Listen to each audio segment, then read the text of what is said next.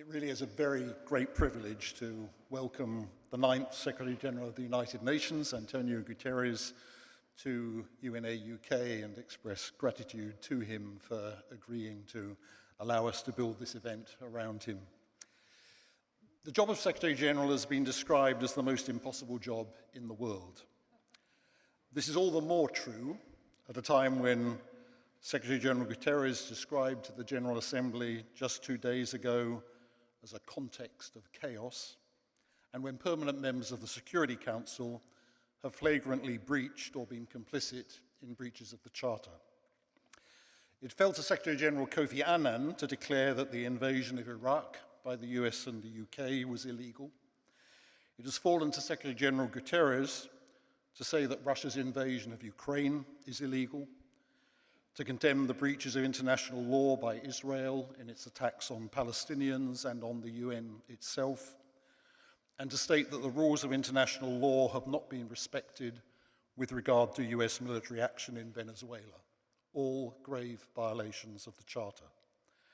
So this is a moment that requires the mobilization of civil society throughout the world to insist that our governments condemn them and resist them as precedents for further actions violating international law.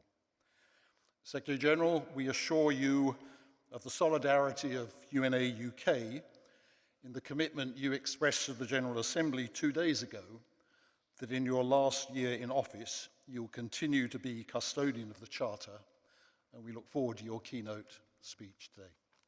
Please.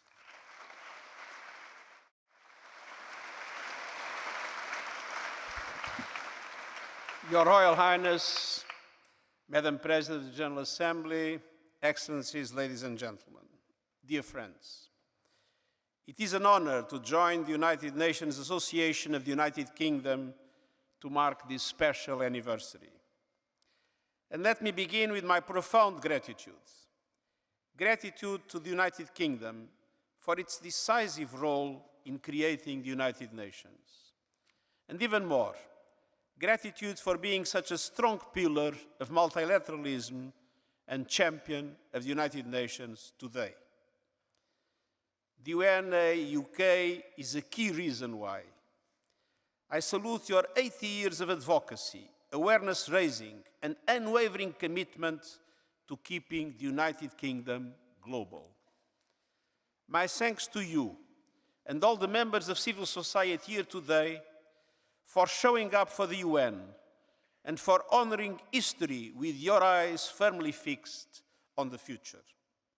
We need you more than ever. Dear friends, we are here to celebrate UNGA at 80, when delegates from 51 countries came together in this hall for the very first session of the General Assembly. We also mark another moment, exactly 80 years ago today, when the Security Council met for the first time. To reach this hall, delegates had to pass through a city scarred by war. Buckingham Palace, Westminster Abbey, and the House of Commons had been shelled by the Luftwaffe. And as those bombs fell, terrified civilians huddled here in the basement of the Methodist Central Hall, one of the largest public air raid shelters in London. Throughout the Blitz, as many as 2,000 people gathered here for safety, hoping beyond hope that this building would last that night. Every stone of this hall is suffused with the wishes and prayers, sometimes desperate, of ordinary people for peace. It was just above that shelter, where so many sought protection, that the nations of the world met to save succeeding generations from the scourge of war.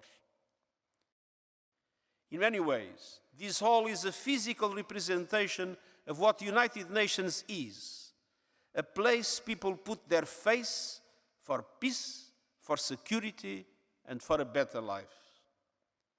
The General Assembly is at the heart of that work. Down the road, from here, is the mother of parliaments. And the General Assembly is the parliament of the family of nations. It is a forum for every voice to be heard, a crucible for consensus, and a beacon for cooperation. The first General Assembly resolution, adopted just days after the first meeting, focused on disarmament and the elimination of atomic weapons as a global goal. And for 8 decades, the General Assembly has been the place the world comes together to help advance peace, promote sustainable development, and safeguard human rights.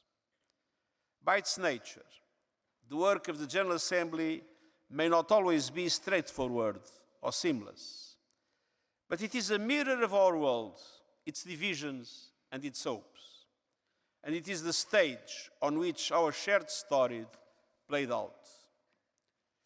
Today, we are entering a new chapter of that story. And so, dear friends, in my first year as Secretary-General, I stood in this very place to address the UNA UK. It was 2017, in the wake of elections and referenda that shook societies around the world.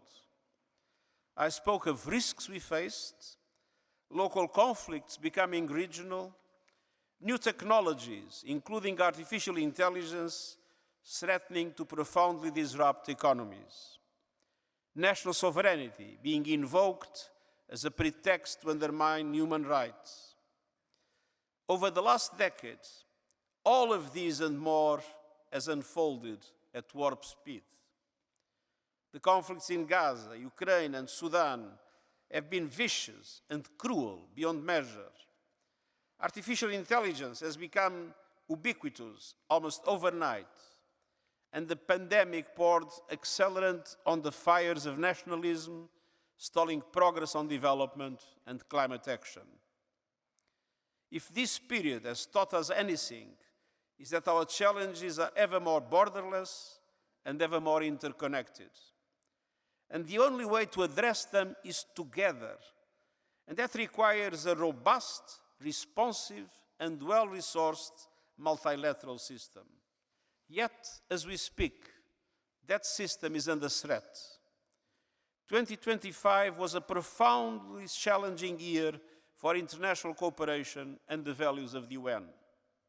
Aid was slashed, inequalities widened, climate chaos accelerated, international law was trampled, crackdowns on civil society intensified, journalists were killed with impunity, and United Nations staff were repeatedly threatened or killed in the line of duty. At the same time, we see powerful forces lining up to undermine global cooperation.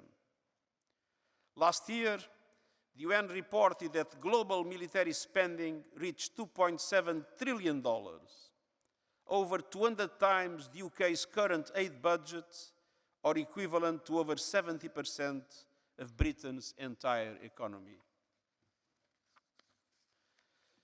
As the planet broke its records, fossil fuel profits continue to surge.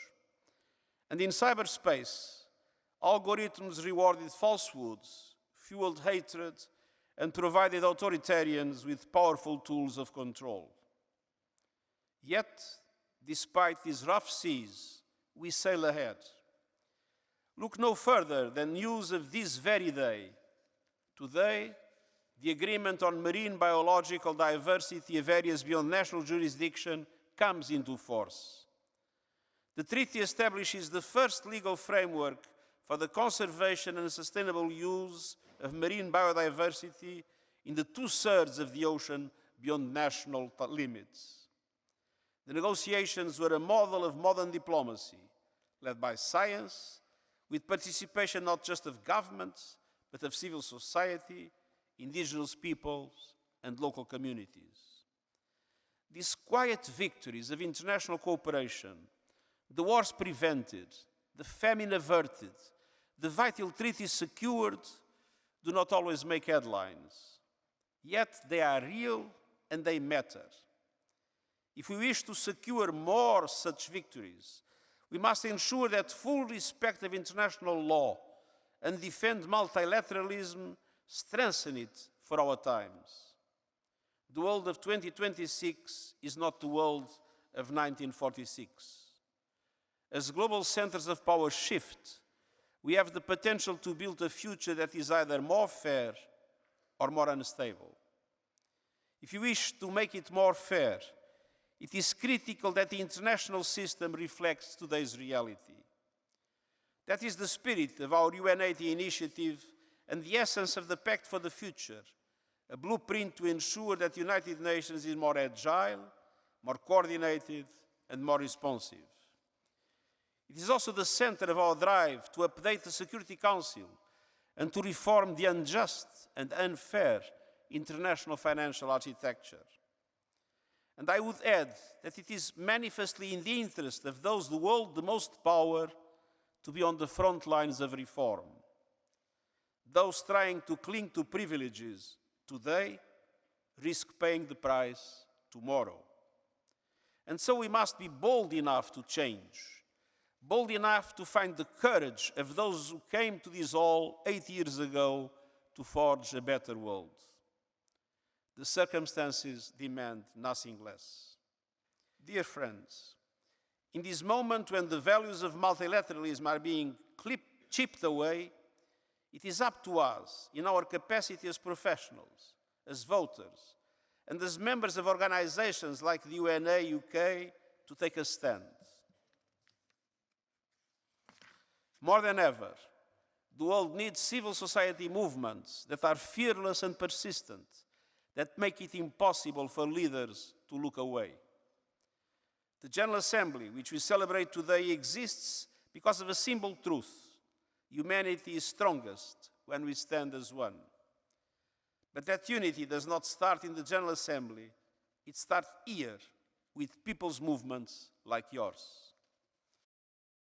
Each year, the UNA UK bestows Sir Brian Urquhart Award for distinguished service to the United Nations. Let me have you with a reflection on Sir Brian himself. When the United Nations first opened its doors, many of its staff bore the visible wounds of war: a limp, a scar, a burn. Major Urquhart was one of them. He had been on a ship that was blown up in the English Channel, witnessed the liberation of Bergen-Belsen, and carried for the rest of his life the limb from a parachute that failed to open. There is a persistent myth, now echoing louder each day, that peace is naive, that the only real politics is the politics of self-interest and force. But the founders of the United Nations were not untouched by reality. On the contrary, they had seen war and they knew. Peace, justice, and equality are the most courageous, the most practical, and the most necessary pursuits of all. In a city marked by devastation, those first delegates in this hall understood the stakes. So did the people in that bomb shelter. So did the first staff like Sir Brian. Our duty is to serve with the same sense of urgency. And I thank every one of you for choosing to live a life of engagement and participation. Together, let us continue to strive for justice, for humanity, and for peace, and I thank you.